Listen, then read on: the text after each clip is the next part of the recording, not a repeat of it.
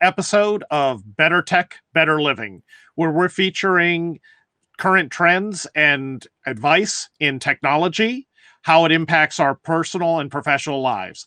And I have two amazing, wonderful women joining tonight. And we're going to be talking about business analysis, the role, what it's been like in the changes, and what they see about it in the future. So I'd first like to introduce Deena.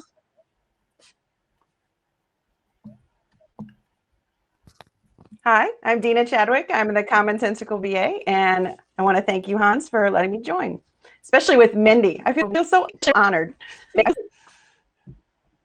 It's fun. And Mindy joins us as well. Both of these are wonderful people who I've met on the conference speaking circuit. They're thought leaders in the space, and happy that they share their time. Mindy, a little about you too. Hi, let's see here. I've been speaking on and off for over 20 years. Yes, I've been around that long. And I was a developer, and now I've evolved into a business analyst. And I love working in IT. I've always worked in IT, and that's where all my stories today will come from, as well as on the speaking circuit with Hans and sometime Deena. So very good. Fantastic. Well, for anyone who's joining and might not know what a business analyst does or confuses them with a scribe or the meeting note taker, how do you, when you go to a party or people are asking, how do you tell them what your job is? So Mindy, we'll start with you. How do you explain what a business analyst does? The basic introduction to it for friends and family and everyone is I'm the translator. So I love working in IT. I'm in IT, and being in that technology area, it's a matter of saying to the business person who isn't familiar with IT, I translate what they need and want with the developer, bring everyone together, make sure we're all on the same page, and that usually gets the trick done. Fantastic. Deena, any special way you describe what a BA is so that common folk can understand it? Oh, that's pretty much the same thing. I try to make users' lives easier by translation. Fantastic. Well, speaking of the translation, a lot of our organizations had to pivot quite rapidly when COVID hit. Suddenly we were moving to heavy restrictions, massive changes to how we worked and where we worked. And business analysts really were at the center of a lot of these changes. What are some of the challenges that you've seen BAs go through over the last year? And what are some of the ways they've been able to adapt and remain or even increase their productivity? Oh, who knows who to speak first? Mindy, you want to okay, I'll take this one, and Deena, you get the next first. It's been an interesting year for me as a consultant. I was working on a project that got their funding cut at that department, and so then I left to go to a new project team where I am now partnered with another less experienced BA, and I thank goodness I had met them once, most of the development team, not everyone, but it's definitely, the work is different in some ways, but just very similar in others. Still having conversations. Everyone has to be more available since I can't see them. It's the over communication that we do compared to previous communication levels. That's all I would say. Otherwise, the work is similar and the same, but it's the things I would want to draw on the whiteboard that now we're learning other ways to do. So one guy brought up Excel and just started typing in different columns and whatnot. Some of us bring up PowerPoint and start drawing circles and squares because everyone has those tools and we can share that document easily. That's some of your question. Deena, you got the other part of his question? Sure. What else was it? One of the biggest challenges one of the biggest challenges I found was reading the room, right? When everyone's looking at you, you don't know, no one's losing eye contact, but at the same time, you never have individual eye contact. And of course, you lose that body language. So it's been really important to learn facial, the micro expressions and how to read a room remotely instead of being live and in person and being able to see whatever the case is.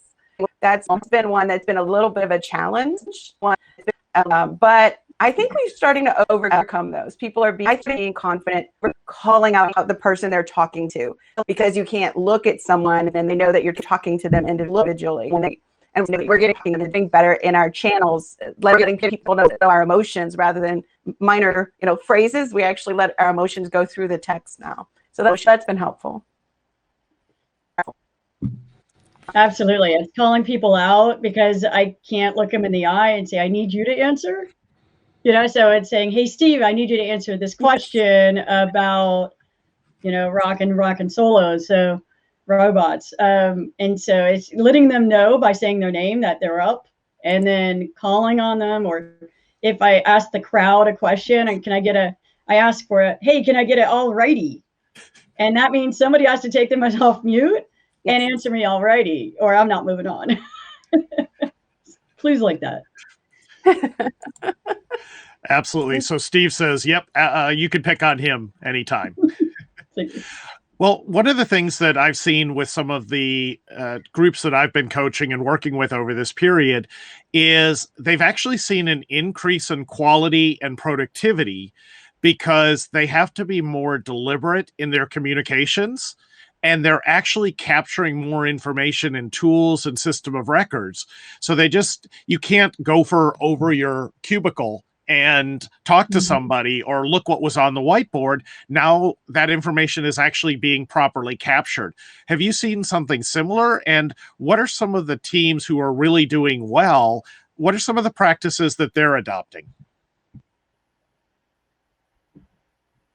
I know I'm seeing the Deena headroom in the chat channel. So if it's harder for me to communicate, let me see if I can come right back in and clean up that broadband.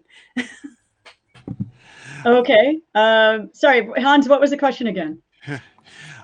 So who won the All-Star game in 1940? No. Lakers. It's always Lakers, right? With the teams who are being more productive, what are some of the practices and techniques that you've seen that have helped them out that they're doing, especially, as BAs, we manage a lot of information. How are good teams now collecting that when we can't just, scribble on a whiteboard in the conference room together? Yeah, definitely. I think there's a lot of small group conversations happening, and we have to keep encouraging those small group conversations. It's in IT, we have to respect the development time where they need heads down time so they're not context switching so much, along with the conversations that need to happen, the teaming, the pairing, the grouping with everyone that allows these conversations and for the work to be efficient. It really helps to have, and everyone on the team, at least that I know, that are working effectively are open to those conversations and knowing that they're coming. People can send a chat to anyone saying, hey, I need to get with you, and we will plan a time to do that, if not immediately. So best is immediately, of course, because they're already in that headspace.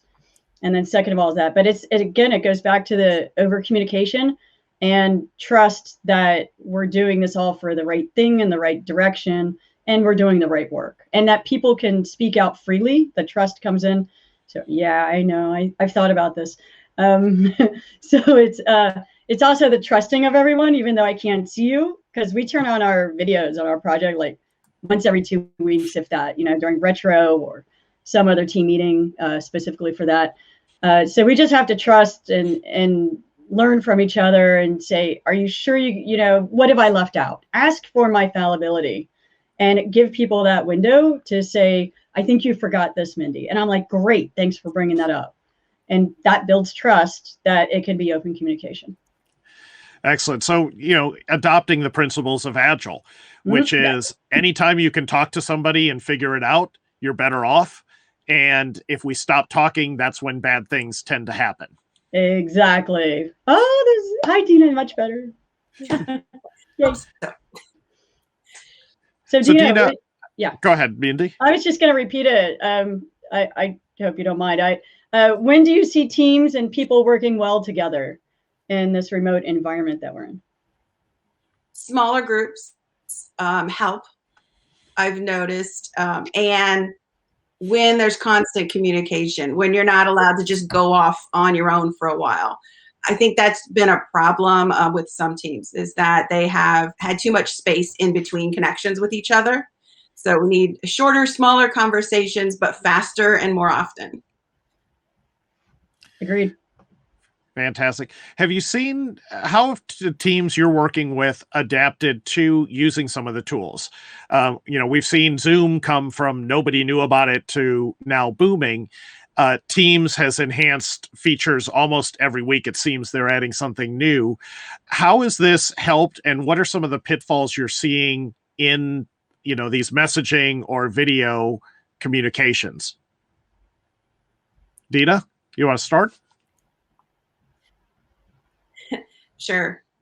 Our technophobes are twice as confused and twice as lost, and they need lots of hand-holding. But those of us that are used to the IT and the advances in technology, we're embracing it for the most part. But people are brand loyal when it comes to their operating systems and their favorites. So I'm finding that there are a few people stubborn that don't want to make the change from Slack to Teams or whatever the case is. Right. Yeah, definitely. The people are familiar with certain programs. The work computer only has so many programs they're allowed to put on it. That's first. But then bring in a consultant like me, and my company allows me to bring in other tools, and sometimes they let me play well together with that. And so, yeah, Trello is nice to do things, and there's this other thing for retros that I can use, but Mural is so much more interesting to look at, even if it's the same information. And so it's knowing when I can use which tool, but also keeping it simple for the users, because it can be a weird kind of tech overload, seeing everything on the computer instead of on a whiteboard. But yeah, it's cool to see from colleagues, always sharing at my consulting company, Excella, that, hey, we started using this at my project. You guys should try it out. And they're willing, or they're receptive, but they're not going to start it. They want me to start it. Yeah. One of the big challenges I saw, even with our working team, and we do IT advisory, so you'd think if anyone got it right, was the amount of time information was being passed in chat. And in a chat thread, it's so hard to find anything afterwards, and it's almost unsearchable. And we also had that completely cluttered by personal or fun stuff. So as we needed to replace the water cooler talk and bumping into someone in the hall, we ended up setting up two channels. One, a support channel. I need help. Here's what I'm working on. That was real business. And then an open chat where we could share jokes, conversations, have fun. That way we could mute that and you could look at it at your own speed. But getting everything buried, we were missing so much, because it's like, well, I posted it in Teams. I was like, yeah, but there's been 182 messages since then. I can't find it. I never saw it. Yeah, creating those conversation topics in Teams and Slack or whatever you're using is hugely important. So you can find things a little easier. Also, the interesting thing about Teams is when you create a meeting and you have the chat there, that goes into your chat log by the topic of the meeting. So that's been a good advantage for that I don't see in Slack, actually. That's one advantage. Excellent. Well, Steve Jones asks, are you seeing, is anyone getting assigned more work, or are you seeing teams have higher expectations because they're fully remote? I'd love to hear from you two first, because I've definitely seen that. Deena, or I can go either way. More work, but what's been scarier is more meetings, because leadership can't see the work we're doing. They want to have a meeting to hear about the work we're doing. So we're in more meetings than we were before. But what's scary to me is 1 minute late to a meeting, and you're pretty much, drowning in text messages and chat messages asking if you're still planning on attending. We've lost patience If someone might need to go to the restroom between two meetings that are back to back, even when they're at home, believe it or not, they have to go to them. Constantly reminding people back to back meetings don't work when you're remote and in the office. It doesn't magically get better because you have a single chair. You have to just be patient. Yeah. One of the important things of working remotely is the water cooler we've lost. The water cooler, the kitchen chats, walking around the block chats. I used to love that. This is now starting to be the weather. And so I use those first few minutes if we're waiting on someone to start water cooler talk every time. If I get on early, depending on my mood, I'll do that as well. But trying to encourage the water cooler chats when we're waiting on someone, because it is running meeting to meeting. People are busy. Getting more work assigned. I'm actually playing part-time Scrum Master right now, and so part of my job is to keep that and make sure we are working at a sustainable, persistent pace, and sustainable. So I don't think it's more work getting assigned, but it's setting expectations about what kind of work we're doing, because sometimes it's functional work and sometimes it's those NFRs that the customer might not understand, that client doesn't understand, but the other client does, and balancing that work out, as BAs need to be able to explain what work is getting done and what isn't. And then we, of course, at Retro, I also did a check-in with the group just this last week and said, hey, how is your life-work balance going? Checking in on that once in a while and saying, are you being able to stop work at a reasonable time? Are you working your hours and stopping work when you need to? Can you shut it off? Can you put the plant on top of your laptop to make sure you can't go back online if you don't need to be, if you're not making up time and work? And so it's emphasizing that we encourage the work-life balance as well. So it's some of us have had, the ebbs and flows of getting too much work, and trying to do too much, but it's part of the lifestyle, I guess, that we got to manage that, and having people support us in trying to manage that. So Hans, what is this overwork you're talking about? Well, and Steve brought it up, is now that people don't have the commute and everyone is always 4 steps from their office, if they have the unfortunate office of being their kitchen table, some groups are now expecting their employees to be available around the clock. So you remember, we've always dealt with the boss who does the late night message and text to see who will answer. And now they know everybody can answer because we're all trapped in our houses most of the time. That would be, I think, a sign of unhealthy management. And for those people, I'd say find a new position in your company, a new manager, or start looking externally. There are groups, though, that have seen a much higher productivity. I've seen this on some of the Scrum teams, and actually had a manager ask, what do we do when we go back into the office? Because right now, our team is working more hours by choice. They're sick of their family. They love the work. There's not a commute, so they are putting in more effort. Our velocity has never been higher, and we've seen a really good increase in quality as a result. But when we go back into the office, there's more distractions. We're going to have loss of time. We're going to have the commute. We're not going to be able to do it. Now, so to them, I said, you need to start setting that expectation right now. Is as we go back to a hybrid office, this isn't going to be our velocity under those conditions. We'll need to reset and figure out what our new velocity is as well. Absolutely agree. Yeah, setting expectations is huge. And yeah, our team actually has gone up in efficiency as well, of getting work done and having purposeful meetings. And again, offering out, if any meeting is unnecessary, please tell me, opening up that door. And also we came to a conclusion that we need to end 10 till the hour, 10 till the meeting's supposed to be over. So people do have those bio breaks, and it's getting that, bringing it up. And I think BAs are the perfect people to bring that up. Really. We are the communicators. Absolutely. We're the ones that have everyone's ear, and hopefully not power, but we carry some weight with our mentions. And so bringing in these kind of living rules, is something we can do. I encourage. Fantastic. Well, a lot of people. Absolutely. Mimic. Go ahead, Deena, please. I said I just agree with everything she just said. Well, a lot, we have an advantage that we've been out and speaking. So we've forced ourselves out of our comfort zone. And a lot of people in IT are also introverts. What are some ways that people can get more comfortable working in front of a camera, working in these meetings, other than just shutting it off and hiding even easier? What are some of the ways that you're helping people or teams maintain their productivity in the virtual workspace? Ooh. I think so, Deena. It's constantly connecting and ensuring that people understood what you asked for, that they're following through. Intent and reason are two very different things.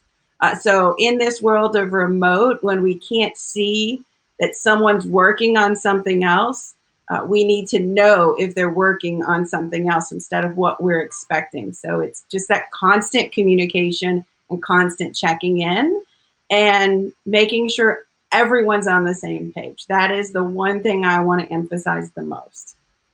The over communication, so that we don't worry or suspect that someone's not doing something or doing something that I didn't want to do, like has happened on other projects, even when we were in person. That's not different. The communication is key, and opening that up is our job, to make sure that pathway is open and emphasizing it to everyone, that everyone's path of communication is open to everyone. And the chats are a good way to do that. The different kinds of meetings, having the water cooler, getting to know someone personally, allowing someone to bring their self to work. That's part of it. That's encouraging it. Excellent. How BAs are often misunderstood as the ones who simply gather, organize, and assemble information. But a big part of it is trying to identify what the intended value is. What is it that groups are actually trying to accomplish? And then translating that into the changes. I guess an age-old joke is everything is always a top priority, and there's no such thing as scope that we could delay till later. What are some practices that the best BAs use to help teams prioritize their work? And what are some ways or tools that they could use to help with that prioritization? So we're Agile, and Agile has backlog. And that is the clearest thing you can show to anybody is a single list. It's not 3 things on a list, it's one single list. And in Jira, the tool that we have to use at work, then that you see a single list, and we say, this is the sprint and this is the priority, and reemphasize, hey, client, the product owner, we can change this. We are happy to move whatever you want to the top of that single list. And that is the priority. I mean, we have 4 developers that can work on this project, 5. And each person should be working on one thing at all, at one time, unless they're pairing, in which case 2 people are working on one thing, one person's point, but then it's one. And that means you won't see 10 things being worked on at one time. It will be one person, one thing, unless they're working on something, else, non-functional stuff. It's luckily I've had some good product owners that have understood that, or maybe we're doing roadmap and we have to, or some kind of strategic planning. And I love playing with the $100, where you give the product owner $100, and I say, how much value does this epic worth of work have to you? And it's like they'll put $50 down, or 67, or I think one time, and then 2 on this other thing. It's like, okay, there's our priority. Trying to make it tangible in some way, I think, helps. Deena, you were laughing at a couple of those things. You've had to do that. It's perfect, right? That's the normal for us. The scariest thing to me is an unordered backlog. I mean, that's a garage that's completely, thrown everything in it. Your backlog is a warehouse. That's what it is. It needs to be easy in, easy out, decided first in, first out, or by priority. And it has to have a shelf life. Every item in your backlog is going to get stale if it's not at the top of the list. So first of all, put a shelf life on it, and don't try to prioritize items that don't matter. Prioritize what's important and urgent. And that's the biggest conversation I have with people. When they tell me it's the same priority, okay, which one has more urgency? Yep. Because then that helps me to understand when they can't make that choice. But I have scared product owners before. I've said, if you can't give me a priority order of these 5 things, I'm going to let Google randomize it in a sheet, and you're going to live with it. Oh, Deena, for so many reasons. That's wonderful. I haven't had to threaten the Google, but yeah, I would suggest things highly, and then the PO would go, yeah, that sounds good. Because I'm going to decide if they're not going to, because I know my team. I can't leave them with some random thing. And road mapping is good for doing some of that. It really is. So it's a different conversation than what's doing the sprint as a roadmap overall, and then narrowing it down to the specifics. That's fun. Random Google. Well, Deena, I know you often are coaching, you're developing courses and speaking on similar topics. Are there any fun games or techniques that you found very effective for helping teams get better at prioritizing their backlog and having those critical conversations about the items? Oh my gosh. I have an entire course called Decisions. It's 100%, pick your poison. I love the bubble sorting. Grab one item out of a list, put it on a list, grab another one. Is it on top list or is it below? So bubble sorting is a great one when someone can't make a decision. Of course, the like you're talking about, putting something of value to something. But on some of our safe projects, we need to keep the product value a little bit more than just a single value. Sometimes a little more than its technical value. What is its speed value? What is its strategic value? So sometimes you have to do more of a feature functionality matrix to come up with that type of value. There's so many wonderful techniques, but my 100% favorite is the simplest, which is that, with wonderful Eisenhower or Covey, whichever one you prefer, urgency versus importance, because it really does take 3 quadrants. It really does out of the conversation. You get to focus on one. Excellent. Great. And for everyone out there, there's a lot of wonderful courses like the ones Deena's offering. There's great information. If you're struggling with some of your collaboration, Google it. Like, look and search and see what's out there. There's phenomenal games and assets and ways that other people, especially if you look for teachers, because teachers have had to do some of this a lot earlier than we did in corporate life, and may have some assets that you could transform into your own. So Mindy, you actually, in the BA space, we have BAs that are employees, we have other BAs that are trainers and coaches, and then we have the consultants. How is being a BA as a consultant or on a contract basis changed your approach to the job or how the teams respect you? Sure. Yes, and I want to go back to a comment you made earlier about BAs being note takers.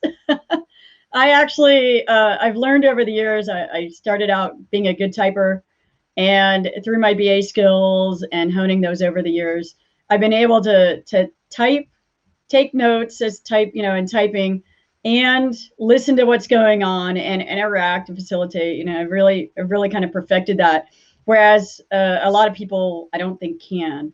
And so even when I'm not leading the meeting, I'm taking notes all the time because not everyone can do that. They're focused on the task and working out the problem and so forth. And so it's letting them know I'm not always the note taker, first of all. And getting BAs the skills. I do some coaching and mentoring within the company, the consulting company, Excella, and my company. And it's letting them know that they're not order takers, that they need to come with the critical questions, ask those edge cases kind of questions. If they're not the primary person, think about the edge cases while the other persons think about the primary use case. Trying to think of things from a different angle. Get good at testing is also a thing, because we write the requirements so we can test it after development as well. And so getting good at that is a key BA skill. It's not typical. You're asking my viewpoint, and so that's what I'm asking of my BAs to do, is to get good at that. The communication, facilitating conversations. Now, I don't like to call them meetings. I like to call them conversations. I think people understand more what the directive of that time is supposed to be. It's a formal meeting on the calendar and a conversation we need to have about this topic. So facilitation, working with all levels of POs and clients and customers, internal to the company since we're consulting, and external to our client, is hugely important. Communication of all kinds, really, and requirements. Just being on the lookout for those nouns and verbs of what people or users are doing, and this thing and this result that they want to get. There's a lot. I know. Yeah. Excellent. In a study that I wish I could find where I saved the article, they found that the business analyst skill set best prepared you to be a CIO, CEO, or COO in an organization, because of the ability to make decisions off of incomplete information, to help prioritize information. Where do you see, especially now that a lot of teams are going to Agile or DevOps, and there's this wrong perception that we don't have roles or specialization, and we don't need BAs or PMs or testers. Everyone magically can do everything suddenly. Where do you see the future of the BA role? And, what are some of the dangers ahead that BAs or future BAs need to look for? Deena, where do you think it's going? Well, first of all, when people talk to me about the Agile Scrum concept, I always say there are doctors who can do a lot of things, but when your heart is having problems, you're probably not going to go to your regular doctor. You want to go to a cardiologist. So I ask people, do you want a bunch of general, people who can do this job, or do you want a specialist who knows how to do it well? To try to break that, because you can find those top players, but there are few of them and they are very expensive. So you have to make a choice. Do you want to spend a lot of money on a few people, or do you want to specialize and ensure you have the same amount of knowledge and capability, and maybe save a little bit of bucks along the way?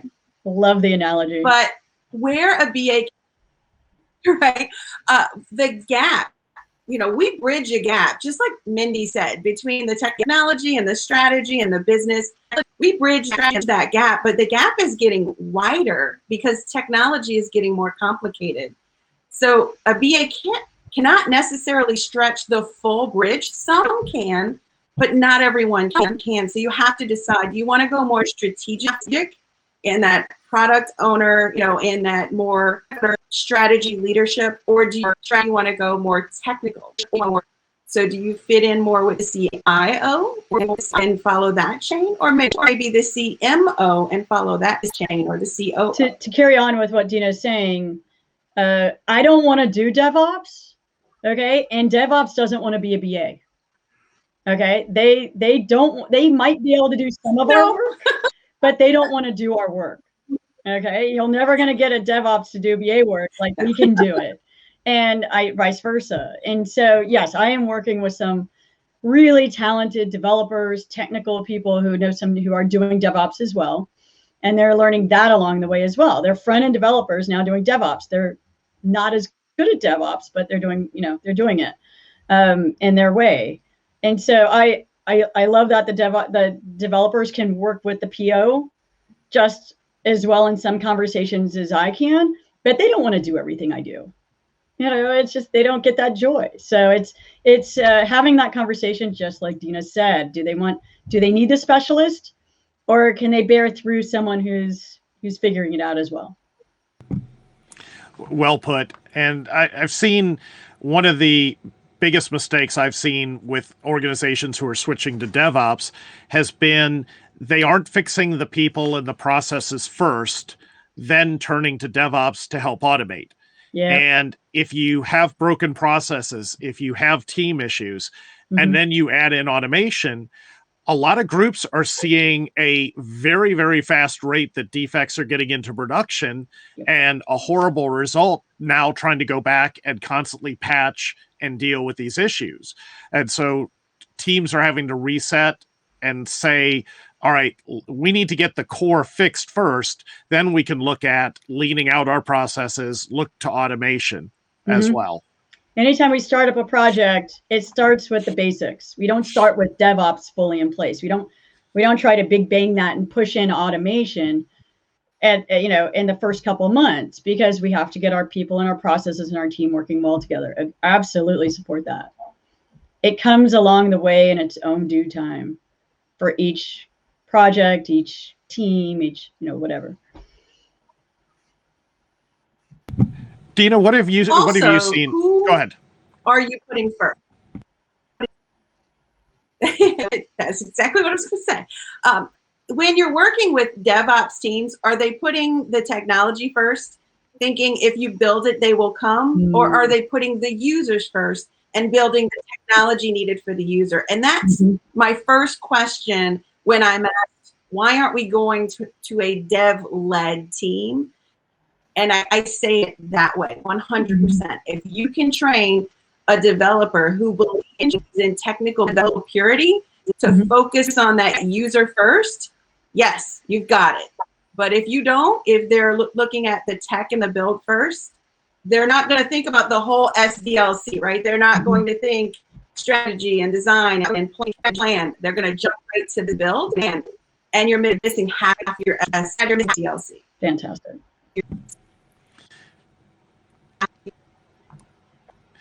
As we start to close out the show a little bit, a lot of people may be at different areas or different levels in their career. What are some of the key points in your career that made you who you are today? And what are some of the things you would advise them or would have advised yourself to be in a better position as they start reaching more seniority in an organization? Deena, go for it. Okay. I became trilingual. I learned how to speak the business executive strategic speak, and I learned how to speak QA and dev. I know what Postman is. I know what an API is. I understand the difference between an attribute, a field, and a cell. It really does help if you know the language and you use the appropriate language when speaking to others. That's my biggest key for any BA trying to bridge that gap. Learn the language first and then hone the skills from there. Absolutely. We have a lot of people new to IT, and that's the thing, sit in those conversations with the developers, learn about what they're talking about, just write down all these key terms that they're talking about and look them up later and ask questions about it later. Something else I think on a more broad basis, I don't know if you're looking for this or not, but I encourage everyone to be a consultant and employee at some point. It's not for everyone. And so it's something that you got to find out what type of company you want to work for. And you only know if you try it out. Definitely had people come and go in that. And so do you want a small company? Do you want a large company? What do like working for Ernst & Young was a very different experience than who I'm working for now. And some people are even going to smaller startups. And that's mind-blowing. We had two people leave. One went to a large multi-fortune like Ernst & Young, and another one went to a startup. It's crazy. And then another thing is the industry. Do you like what you're talking about? Finance. I have promised myself never to work for a bank. It's not where my heart is. It's just, that's me, right? But I can work in insurance. I give credit to people in insurance. I did it. It's complicated, so complicated, but again, it's dry. So knowing the industries that you want to work with as well For a BA, knowing if you want to be on the business side or if you want to be on the IT side. Companies have, various companies have people on both sides of that. And so some of these you can do informational interviews with people, maybe find out that way, or sometimes you can, call up myself or Hans or Deena. We can have a little chat about that if you're curious, or just go and take a job in it and go for it, and give it a year or two and see how you like it. So, well, Hans, what advice do you give? Well, let's hit Deena first. Oh, she said. Oh, she sorry. said know the tech. Can you tell that I'm at the end? So my first thing, pay attention to the people who are talking. The language is important. Yes. Yes, it's been one of those days. I would say, there's a couple things. One is there's always someone there who's out to help. You can be a mentor to anyone in the organization. You have lessons and tricks that you've learned. And if you share them, you get an economy of scale with the value that's delivered, because they're going to share it with someone else who's going to share it with someone else. And then we all get better and things get a lot easier. Mm-hmm. And from that same note, as Mindy said, reach out, connect with people. I did a webinar for an IIBA chapter, another great organization that you can reach out to for coaching and support and wonderful presentations. And someone followed up with me afterwards, and I met the most amazing woman, Stacy Johnson. She's actually going to be on the show next Wednesday with a coworker of mine, Allison Straker, because they are both passionately involved in improving their organizations by helping promote and support women in technology and also better minority representation. And I would have never met her or heard her story or seen how amazing she is if she hadn't reached out and said, "Hey, I'm having a couple challenges. Would you help me out with those?" And it was like, of course I would. So reach out and ask for help whenever you can. Absolutely. So as we close out here, what's the best way for people to get in touch with you if they'd like to know more about your path, your services, what you've done? What's the best way that they can get in touch with you? Deena? LinkedIn. I check everything. I'm on Facebook, YouTube, all the normals, Instagram, but LinkedIn is my go-to.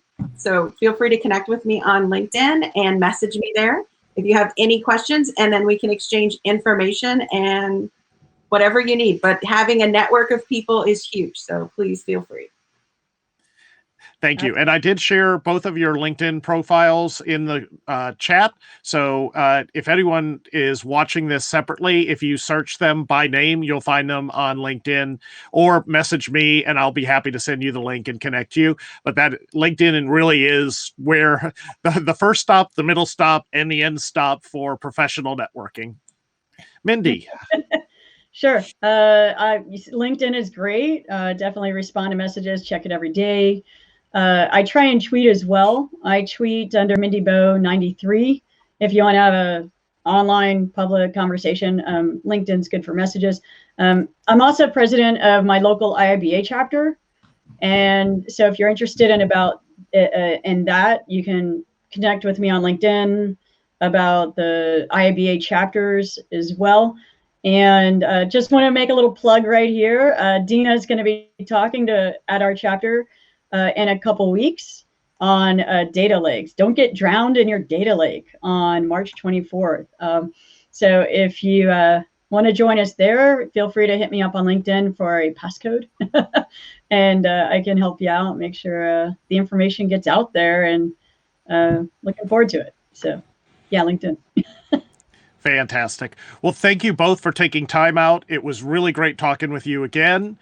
Miss seeing you at the conferences, but hopefully that will start to get better soon. Fingers crossed. And thanks to everyone who tuned in. If you have questions, feel free to add them to the comments or message us separately.